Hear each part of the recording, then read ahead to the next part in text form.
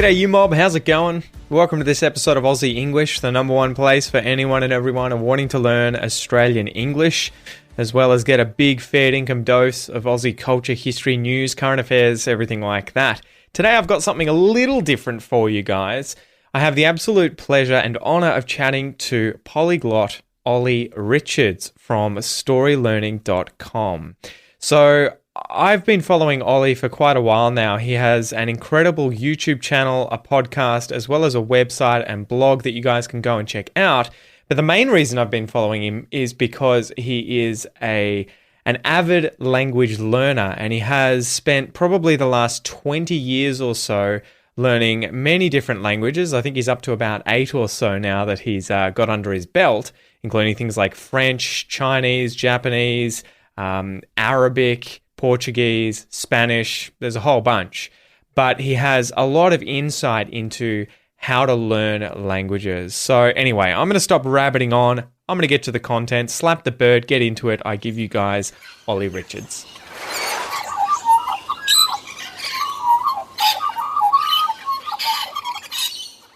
G'day you mob, welcome to this episode of Aussie English. Today I have Olly Richards with me. He speaks 8 languages and is the founder of I Will Teach You a Language. You're a podcaster, a YouTuber.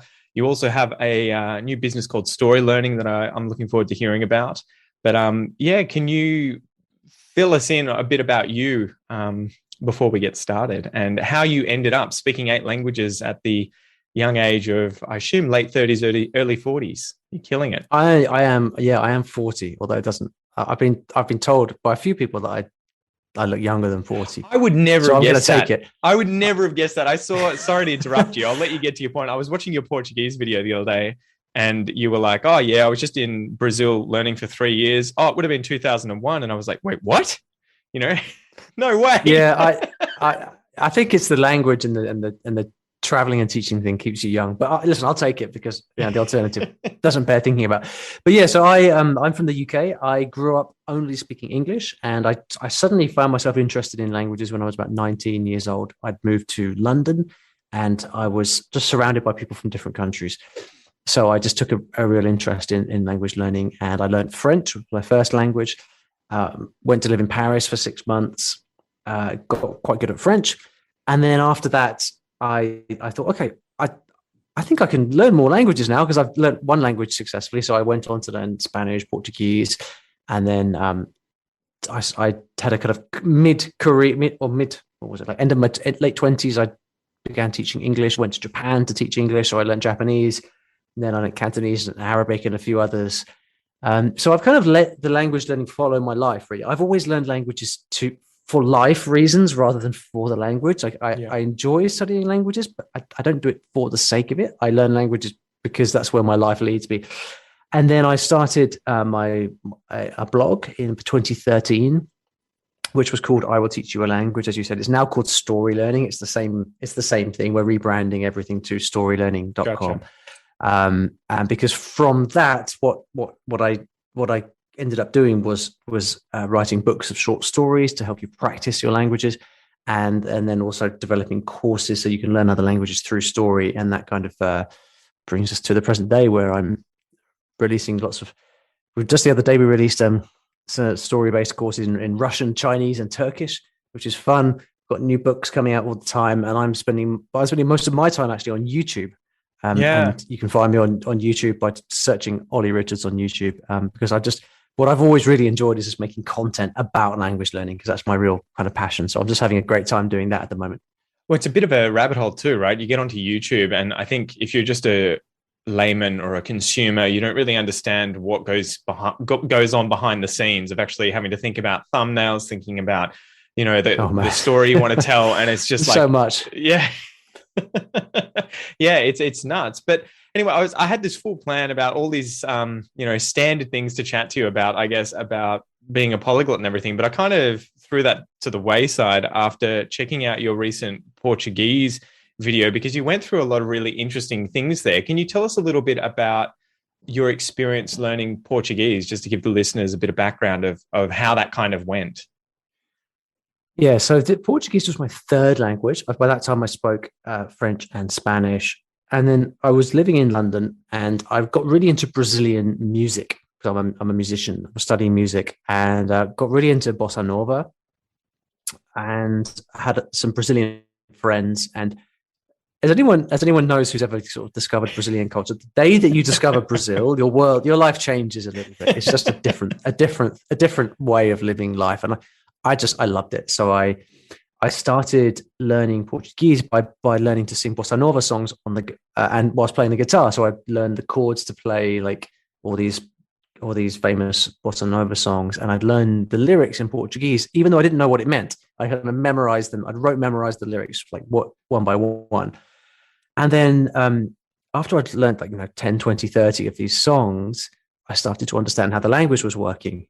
So I started doing some language exchanges with some Brazilians in London. And then eventually I went to Brazil. And then through friends of friends, I got introduced to some pretty big pop stars in Brazil, people like Milton Nascimento, Bete Carvalho, Lenini, people like this. Started going to parties at their house, these incredible villas. And I just found myself living like this rock star life in Brazil. While also, because I was really into music, while also going to the favelas and the samba schools and sort of hanging out at like the most dangerous places, some of the most dangerous places on the planet, like just in the middle of all this amazing music. And so yeah, it was a really intense experience. What was it like for you? Because this is going to resonate with the listeners, and it's kind of why I wanted to get into this story. A lot of the people that listen to my podcast are obviously very interested in Australia and Australian English. Migrating here, they tend to have an intermediate to advanced level in English already, but they really want to get into the culture and understand what it is to be Australian or to live here. And it seems like you kind of went through that same process of having kind of grappled with Portuguese back home, but then coming to Brazil. And I think you were telling the story in the video that you had a lot of Paulista friends, right? I think you started in Sao Paulo, and you built up that comfort zone. But then when you went to Rio, it was like you'd been thrown in the deep end all of a sudden when you were on the street around, people speaking with a different accent, the cariocas there and everything. And I think that a lot of the listeners are going to resonate with that, because something I hear all the time is, I learned British English, I learned American English, and I came to Australia and it was like a slap in the face.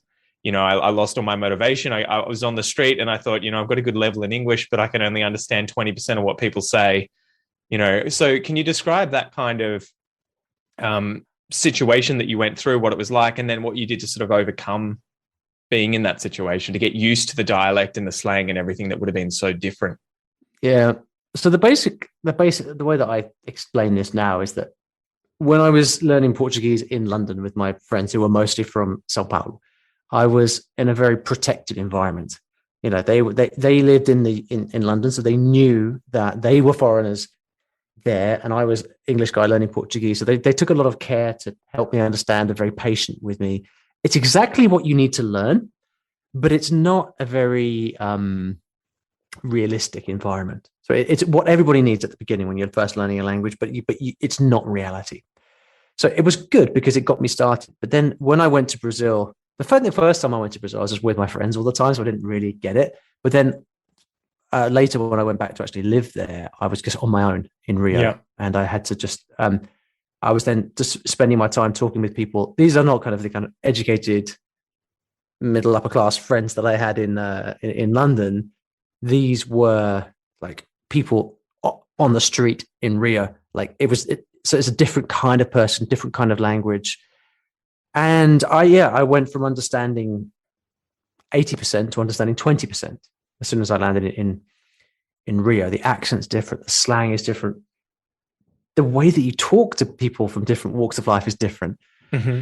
And so it was a real shock. But, I could go through little tips and tricks and things that I did to help myself get used to it. But at the end of the day, what it really comes down to is just hours spent just immersed in it. And so the way that I got around it was just by being there day after day, talking with people one after the other. Hours spent immersed in Portuguese, and eventually you just get used to it.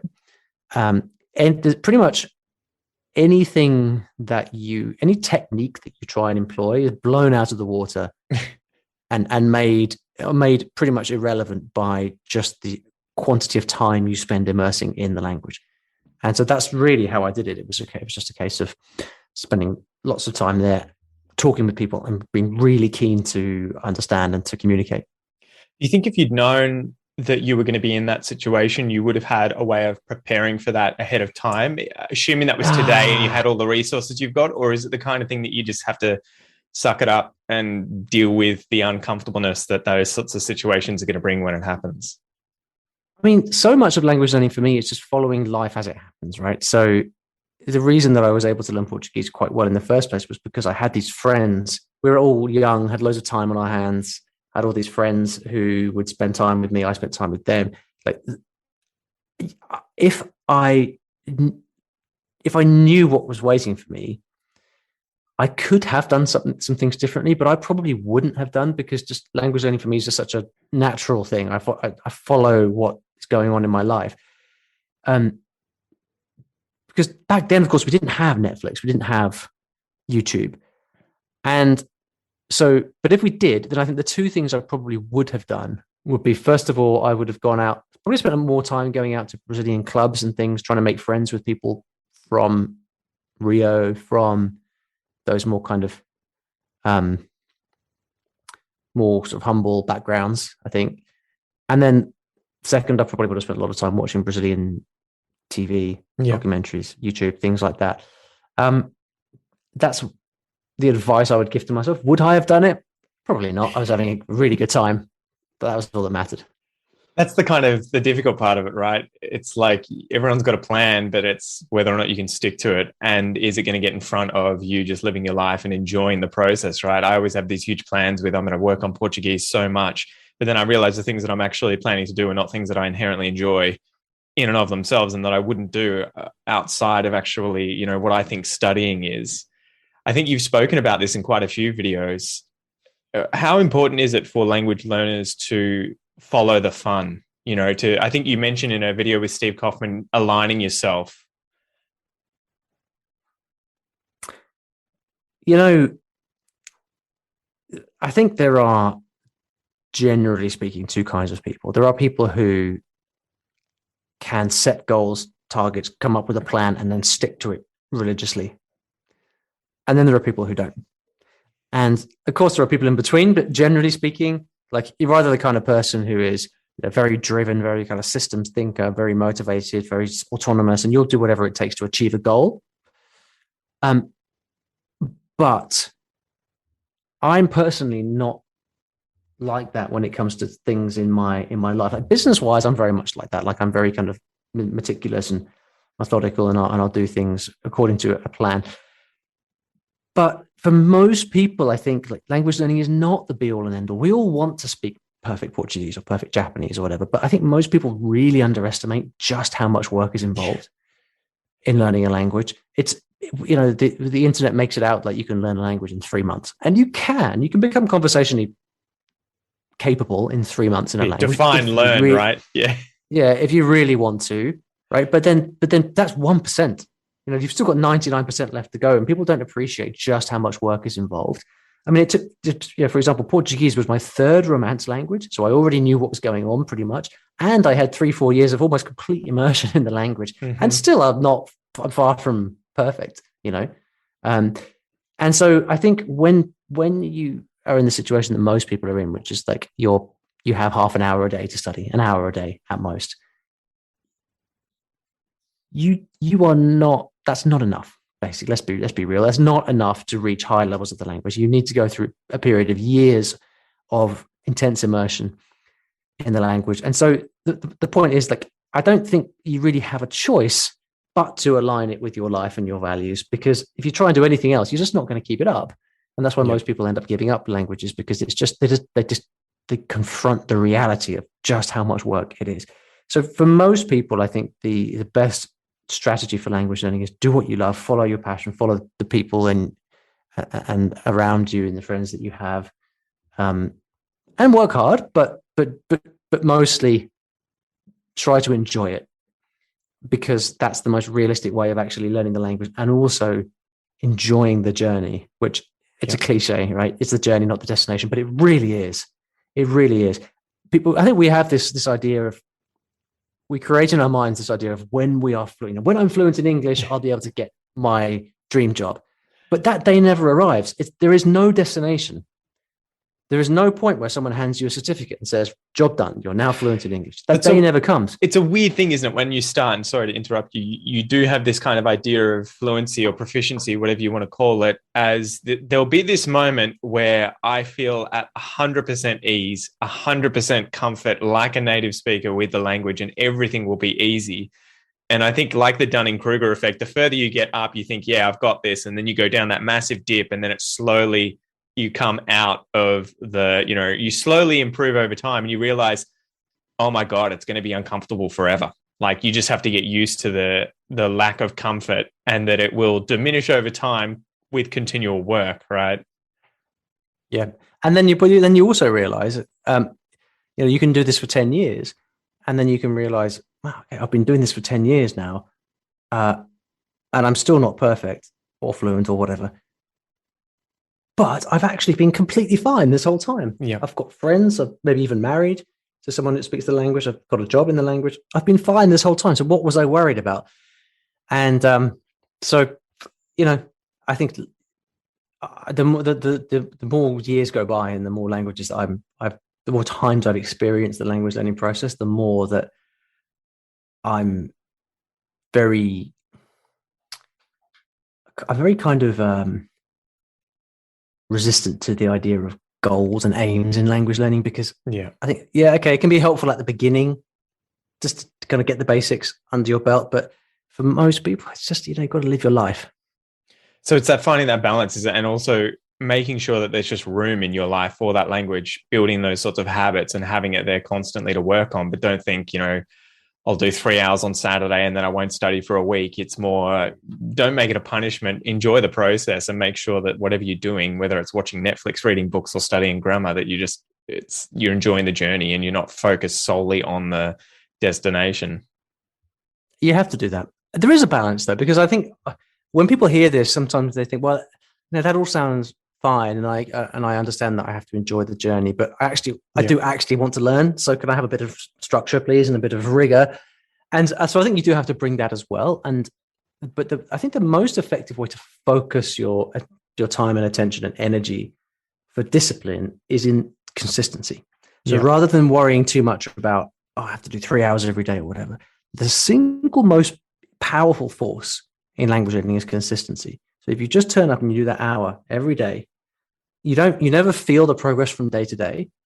But if you keep it up and you do it for a year, you will most certainly feel that progress from 1 month to the next, or 1 year to the next. How do you feel about streaks, whether it's in apps or tracking, with a calendar in front of you, crossing off every day? I feel like it's a double-edged blade, where it works as motivation when you're starting out and you can see all the work you've done behind you in this unbroken chain.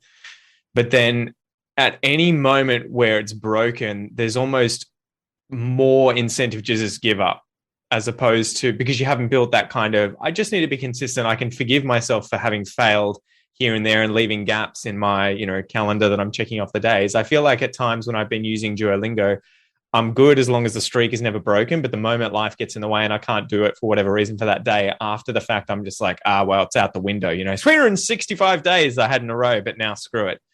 So what do you think of that kind of learning? Do you think it's a positive thing or a negative thing, or it can be both? Or it can definitely be both. I mean, there's no doubt that kind of gamification does get people to work, but you're setting the bar very low, in my opinion. These things, like if you need a streak on an app to motivate yourself, there's something else. There's a problem there, Yeah.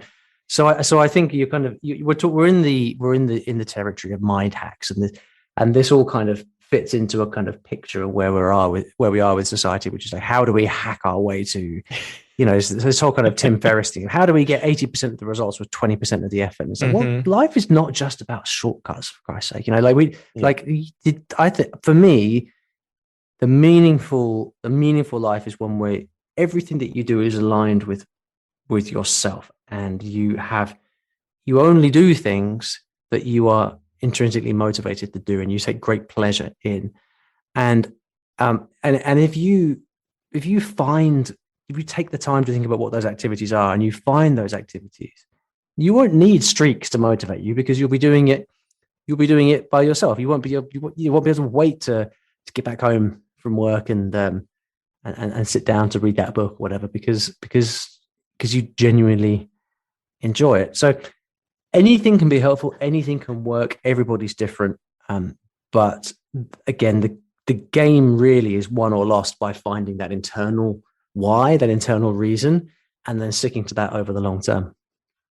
I think you're right. I think you hit the nail on the head. And that was one of those things for me when I got comfortable enough to be non-consistent with every single day and focusing on long-term consistency. I think the results started to kind of take care of themselves a little more. And I just felt less stressed. I felt less guilty. I felt less bad about myself for not showing up every day and doing the exact same thing, So yeah, it was one of those watershed moments for me where I was like, why am I doing this to myself? I need to be enjoying the process. This isn't, it should be me ruling the thing, not the thing ruling me. Yeah, that's exactly it.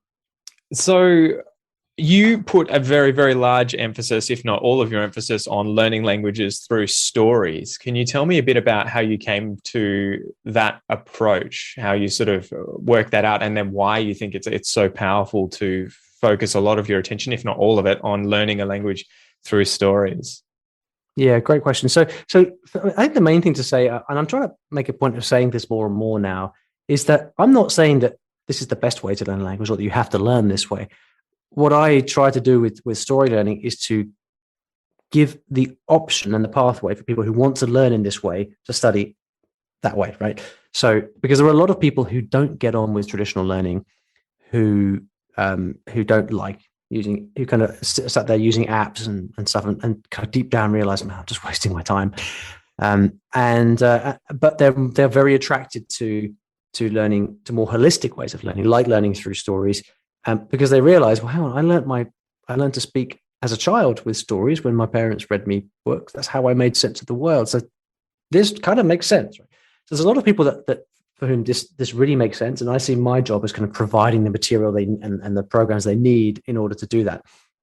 So for me, I've always learned my languages through input primarily, and you can get input from lots of different ways. You can be watching TV, movies. It can be immersed with your friends so that you're just listening the whole time. It can be reading. Input is the foundation of language learning, because yes, speaking is important, and yes, you can learn to speak very quickly and say a bunch of things and impress people, especially on YouTube. But like we were talking about earlier, the real volume of body of stuff that you need to know to speak a language is so much to learn, and the only way you can do that is through input. You can't learn all that stuff by talking. You've got to get the input so that you learn the stuff, right? And so the real power of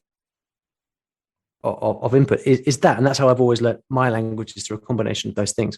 Now, the thing about stories and how stories differ from, say, speaking with people or movies or whatever, is that with stories you can be studying and reading pretty much any time you want. Speaking is great, super important, but you can't be doing that much of the time. Realistically, you've got a life to live, right? You have to work, you've got a family, whatever. Well, to pause you quickly, I found too with speaking, you can't necessarily learn that much as you can from reading and listening. I feel like you can't pick up on as much that you're going to hear that's new content, right? Like I've lived with my wife now for 4 years. Yeah, exactly. And we speak at home, but I haven't noticed my speaking is increased just from speaking with her every day. But when I read and when I listen to content, I find that my Portuguese picks up way faster than if I just put all my time into speaking. Sorry. You need both, right? Exactly. You need both. You can't become fluent in a language without speaking. You have to speak a lot. But and speaking is a great way for learning to interact with people, for learning the kind of day-to-day expressions and stuff like that. But again, this is like 10% of what you need to learn. Yeah. And this is, most people are kind of, when they think about language learning, they're operating in this field of 10%. They don't know that 90% exists because they've never got there. You only discover that 90% once you've got past the 10%, right? And so with stories, and when I talk about stories, I mean, reading books and then listening to the audio narration of those books. You can do that anytime, on the train, in the car, in bed, on the toilet, in your lunch break at work. Like you can do it. So it makes it a very effective and efficient way to study the language, because you can do it anytime. And so, I first had my encounter with stories. I tell the story about when I was traveling in Argentina, and I was on top of a mountain in this place called Irusha, which is up on the border of Bolivia, very high up. And I got altitude sickness in the middle of the night, like 3 a.m., and I couldn't breathe. And I thought I was gonna die because I literally could not get oxygen into my lungs. I was so high up. And so I remembered like jumping out of bed and walking out onto this balcony outside, looking out over this village and under a full moon. It was a really kind of haunting experience, not being able to breathe. And I thought, man, this is the end right now. I can't breathe. This is not going to end well. Luckily, after a few minutes, I got my breath back. It was okay, but I was too scared to go back to bed. So I picked up this book in Spanish that I'd bought and not opened. And because I was too scared to go back to bed, and we didn't have phones in those days, I sat reading this book all night. And I didn't understand a great deal. I could pretty much follow the plot. But I just kept reading and reading and reading. And then the next day, as I was walking down the street, I'd realized I had all these words popping into my head. I thought, this is weird. What are all these words? I didn't know these words yesterday. And I realized that these are words that had come from the story that I was reading the night before. So I thought, okay, well, hang on. I've kind of reached a plateau in my Spanish. I haven't been improving. Then just by spending a few hours reading this book, I've suddenly picked up all this new stuff. Maybe there's something to this. So I carried on reading the book over the next few weeks. And then I distinctly remember going back to Buenos Aires afterwards, meeting up with some people that I knew there. And my Spanish had improved so much. I could understand so much more. I could speak in more kind of eloquent sentences. And it was all because I just spent time surrounded by the language in the form of a story. And so I kind of thought to myself, well, how do I, because I wasn't teaching at the time, right? So I didn't really think that much of it. But when I went on to learn other languages afterwards, I used stories to help me there. And then when I started story learning, I started to think, well, how can I actually teach through stories? And that's when I started to write my books. And I started to develop entire courses based on stories. That whole process took a long time. It took years because I had to figure out how to do it in a way that people liked. But that's how it all happened. Yeah, it's funny you say that because it's one of those things I noticed too, just how much my language skills improved. And it was almost like I had a lot more words on the tip of my tongue after I spent a lot more time reading. And it seems to be this counterintuitive thing. If you think the more you speak, you're going to get better at speaking in terms of not just fluency or confidence and everything like that, but that you will be able to express yourself in more complicated ways by doing more and more and more speaking. But it's almost like you need to speak less and pay attention to time spent reading and exposing yourself to vocabulary and grammar and all these things that you wouldn't necessarily come across anywhere near as often when speaking. And then they just get closer for you to be able to pluck out of the air when you're having a conversation. You know, it is very weird. I remember having this conversation with my wife and I was using I was reading Game of Thrones in Portuguese. And it's really funny when, as a person who's not a native speaker, you don't know what common words are. Well, you don't know what really rare words are when you're first doing this. You don't know what words are kind of like, a mighty steed was galloping down the road. You don't know that, I can't just say steed to the average person when I mean horse. And so I was whipping out all these words and it was really funny because she was just like, I understand what you mean. And then you end up having these conversations. But it was a very powerful process. Yeah, and then what you're talking about there is basically a kind of negotiation between the two parties, right? And sometimes people can experience this and they feel, okay, well, reading doesn't work because I'm learning words like steed, whereas actually I need to learn the word horse, so it doesn't work. But actually, no, it's just giving you more options, and then by negotiating in the conversation, that's how you figure out exactly what's the appropriate register to be speaking in and what words fit into that register. It almost gets fun, right, as a game where you're just like, I'm just going to throw these words in because I don't know and I want to see how they'll react. And then if they don't do anything, you're like, okay, that's fine. But if then they're like, and they give you that turn sort of dog look, you're like, okay, there's something to this. Yeah, you've got to be comfortable with being uncomfortable with language learning. Like, otherwise, you just don't get anywhere. But I mean, I think a good way to think about the speaking problem is that, when you're speaking with someone, your primary concern is actually getting your point across. There's two things you want to do, right? Exactly. You want to be able to make yourself understood, and you want to be able to understand what's coming back without looking like an idiot, right? There's a lot at stake in a conversation. You've got to save face. You've got to maintain your your social status within that conversation, and not look like an idiot, come across as an intelligent person. And all of that means when that's happening in real time, the to and fro of a conversation means it's very difficult for your brain to be open and receptive to new language and grammar patterns that might be there to be learned. It's too much to happen, right? So you need speaking, but it's not an efficient way to learn new language. Oh, I found that my sort of anecdote is I've lived with my wife now for, I guess we're probably going on 4 years together. And initially we moved into a house in Canberra, which is the capital of Australia, with, I think there were 5 Brazilians there. And that was, I've never been to Brazil, but that was how I learned Portuguese. I was kind of thrown in the deep end with her and all these other Brazilians. And my Portuguese pretty quickly got better than their English. And so it ended up this sort of positive feedback thing. But it was really funny. After we had our kids, I thought, I'm just going to speak as much as possible at home and the rest will take care of itself. And I realized pretty quickly, crap, my Portuguese is actually plateauing. I have the same conversation every day. What do you want to have for lunch? What are the kids doing? I'm going to go to the bathroom, blah, blah, blah. And you don't realize that, okay, I'm getting hyper, almost native level at this basic core, but the rest of the stuff out there, the other 90% isn't taking care of itself. And I find that's where Netflix and reading and spending as much time as possible, not just speaking, really helps fill in that sort of gap. Well, think of it like this. Imagine a native speaker. So imagine an English-speaking kid growing up, right? Or imagine two. You've got two kids. You've got kid A and kid B. Kid A never reads, doesn't go to school, speaks every day with his friends and family, but has never read a book before. Doesn't go to school, nothing. And then you've got kid B, who goes to school, reads books, does his homework. Who at the age of 18 is going to be the more articulate speaker? Yeah. I mean, it's like chalk and cheese. You've got someone who's going to be, going to be very, very great on the street, in the sort of to and fro of real life. And then you've got someone who's educated, who can talk about lots of topics, has a much larger vocabulary, has better grammar, all of that stuff. So it's hardly a surprise, really. Those who read become more intelligent. They become more articulate, all of that stuff. And so if you have the goal of becoming proficient in a foreign language, why would you not do that as well?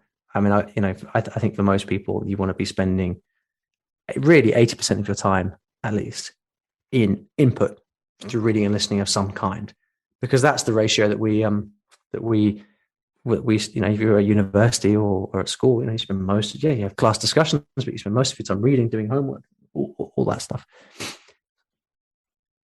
What do you think, like switching gears now, what do you think in terms of the importance of learning about a language's culture, its history, its news and current affairs, the things that are going on in the street? I find at least that this is sort of my spiel with Aussie English. A lot of the time I spend mainly focused on those things through the medium of English, as opposed to actually teaching English, because that's kind of like, that's something that most students that come along have already. But the thing that's missing when I've interacted with a lot of my followers is that they feel like that gap is missing between understanding Australia or understanding Great Britain or the US and the culture and everything. Do you find that that's a very important aspect to learning a language, more so than just learning the words and the grammar? Is that something that you pursue as well? I think it's important to understand what we as native speakers actually think about and talk about. And so again, if we're assuming here that it depends what your aim is, right? If your aim is just to communicate and get by, then no, it's not that important really.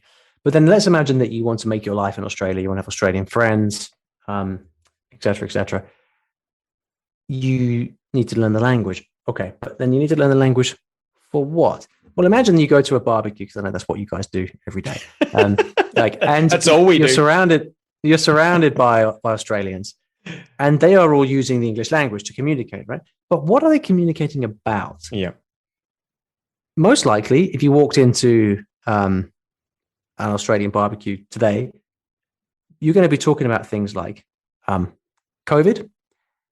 You're going to be talking about the restrictions on travel and movement around, which takes you into politics and the government and your wonderful prime minister. You're going to be talking about immigration, maybe There's going to be things like forest fires and the state of the education system, the price of fuel. That's a big thing here at the moment. This is what people talk about. It's what they care about, which means if you want, it's no good you turning up with all your fancy English words and phrases. If you don't know what to talk about or how to use them or the context in which they're being used, they're all for nothing. And so learning about the culture and current affairs, it is, I mean, that is the language, because the language, let's not forget, the language is not the end goal. The point of language is to communicate. And to communicate with who? With other people. People in what? In your society. And so it's the affairs of the society that language is actually designed for. It's how you communicate with each other. And I think with language learners, you get this a lot in language learning communities. There's a big tendency to make it, it's all about the language, the grammar, the vocabulary, the strategies. But no native speakers ever think about that. They spend literally zero time thinking about any of that stuff. You can't have a conversation with us about that. Yeah. Yeah. I mean, and I get that, sometimes, when I talk to other people here in the UK, people I meet, they're like, oh, so what do you do? And I'm like, oh, well, I teach languages. And they're like, oh, right. Yeah. So like Duolingo and stuff. Yeah. And you're like, yes, exactly that. And well, actually, I mean, to be honest, actually now I normally say, well, yeah, that kind of thing. Yeah. Because I want to end the conversation as quickly as possible. Yeah. Tap out. because that's the extent of, that's all they know. And a lot of people don't even know like Duolingo, but if they know anything about language learning, it's probably Duolingo. Or else their French high school class from like 50 years ago or something. And people have absolutely no awareness in general of the learning of a language or language learning as an activity or as a study. It literally plays zero part in anyone's consciousness for the most part, right? And yet for the learner, that's all they think about. If you come across someone learning English and you ask them how it's going, they'll probably spend 15 minutes telling you about their English classes and how hard they're studying and how they learnt this funny idiom the other day and all these things that a regular person in society would just never ever talk about. So the culture isn't just important; the culture is everything. If you want to actually really pursue the language, I was going to say pursue the language to a high level, but it's not even that. It's not about the language; it's about the society. It's just to integrate, right? It's to belonging and being part of a society. Have you found that difficult with languages that have a lot of different, I guess, cultures, right? Like you speak Spanish as well as Arabic, and I imagine both of those, it's kind of like, as someone who's learning those languages in Great Britain, and you're not necessarily planning to migrate to one of those countries, how do you then try and absorb as much of the culture as possible? Or is it just a sort of shotgun approach of, I'm just going to be interested in all the different cultures and compare them and have opinions on different topics and things about them so that I can chat to people about it? Well, so like I said, I don't take that approach to language learning because I always I learn what's in front of me with my life. So take Arabic. You mentioned Arabic. I mean, I don't really speak Arabic much anymore, to be honest with you, partly because, so I learned Arabic when I was living in Qatar and in Egypt. I was there for about 3 years in total. So I was learning Arabic while I was there. I moved back to the UK 6 years ago, and I haven't really spoken a word of Arabic since then because it's not part of my life anymore. I really kind of follow by my circumstances in that way. But when I was learning Arabic in Egypt in particular, it's very apparent when you're in the country just how important it is. And I'll give you an example. I remember getting a taxi back from work one day, and taxi drivers in Egypt are hilarious because they'll talk to you the entire journey back. And I spoke enough Arabic by then that they would pick up on, we could have a conversation.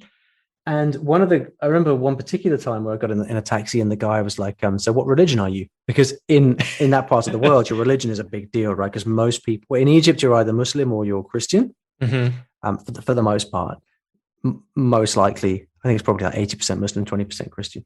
If you were to say atheist, would they look at you sort of cross-eyed and like, what's that? Or would they have an understanding of, oh, okay. You preempted my story. Because I remember getting in the taxi and the guy said to me, so are you Muslim?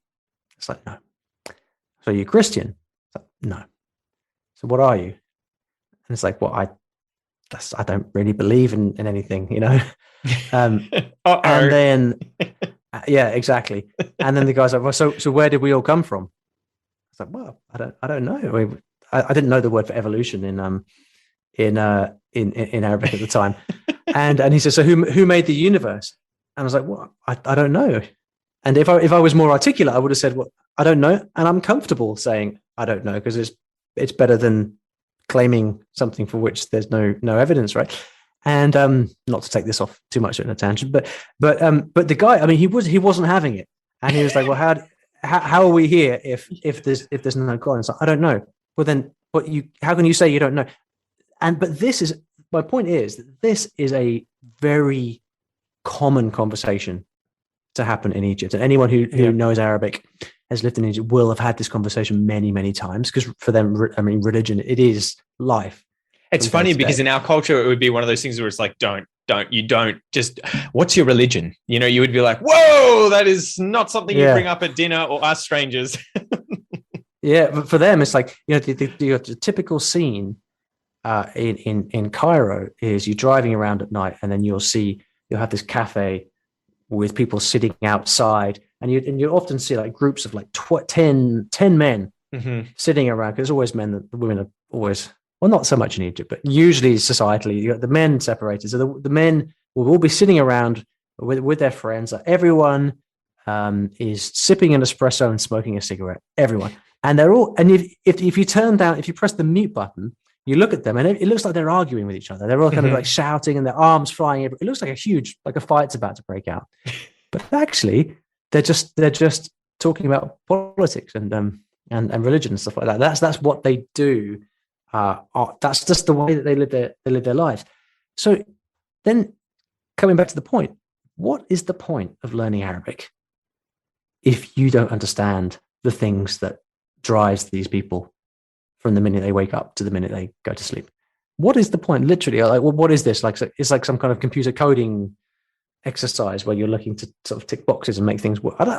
You can't separate the language from the culture. So, you asked how I go about doing that. I mean, I do that when I'm learning a language by just being with people, by reading about the language, and doing things as far as possible in the language, living as if I were living in the country, and exposing yourself to as many different things as possible. And I guess there's a bias towards content, authentic content in the language, rather than learner materials where it's all about the language. You know, I want to read about the society itself. Well, I think that's it. That's a good point to sort of finish, but that's my take on it. It's kind of like the language learning stuff is secondary to the culture, the history, the stories, everything that makes learning the language kind of worthwhile. If you don't really understand all of these deeper things, then you're going to be great at the language, but you won't be able to hold a conversation with anyone. So anyway, Olly, man, amazing chat. Thank you so much for coming on the podcast. I really appreciate it. Where can people go to find out more about you and what you do? Yeah, so you can go to storylearning.com, where you can find, we have lots of free stuff there, from blog articles to language guides. We also have courses where you can learn a bunch of languages. If you're on YouTube, you can search for Olly Richards on YouTube. And if you're listening to this on a podcast, you can search for the I Will Teach You a Language podcast. And then you can follow my dulcet British English tones there on the podcast. So I look forward to seeing you over there. Brilliant. Thank you so much, mate. And I'm looking forward to having you on again in the future. Cheers. Yeah, likewise. Thanks so much for the invitation. It's been fun.